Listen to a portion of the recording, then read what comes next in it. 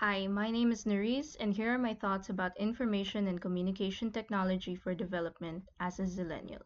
First off, I must clarify.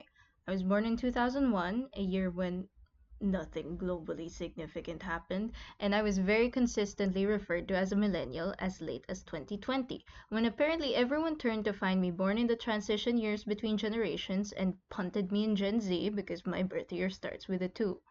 Yes, I'm a digital native who's known the internet and social media since birth, but my childhood featured digital cameras, big box TVs where I had to look up the schedule of programs in the newspaper, keypad cell phones, and a designated computer time, which was a maximum of 1 hour daily, and computer room. This means that new media only really started overtaking conventional media a little before I entered adolescence. My teenage years, especially as a homeschooled child, found me near exclusively interacting with the world online. I'd had many more foreign friends than local. When people think of information and communication technology, or ICT, they can likely be forgiven for only thinking this covers digital channels, considering how pervasive they've gotten today.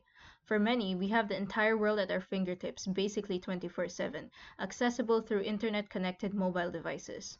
We can access the knowledge, creations, and friendship of people around the world. This allows us to more readily understand how people unlike us live.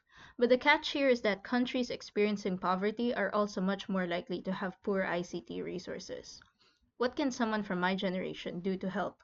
Well, first, our governments are already aiming for not simply development, but sustainable development. That is, meeting economic, social, and environment goals for positive change without sacrificing too much of any dimension. The United Nations developed the Millennium Development Goals to be achieved by 2015, and now the Sustainable Development Goals achievable by 2030. Additionally, ICT4D strategies involve popular participatory media and prioritize programmatic approaches rather than technological ones. These make it much easier for even normal people like you and me to contribute. However, there's this term that's grown popular among us, touching grass, that is, to disconnect from the online world. I think since I'm certainly not alone in having much of my life based in social networks and online media consumption, my generation is prone to think simply sharing information or engaging in discourse on the internet is doing enough to change the world. While it helps, as information also counts as a valuable resource, I think we should also engage with the people we want to help in person when we can, not through a device.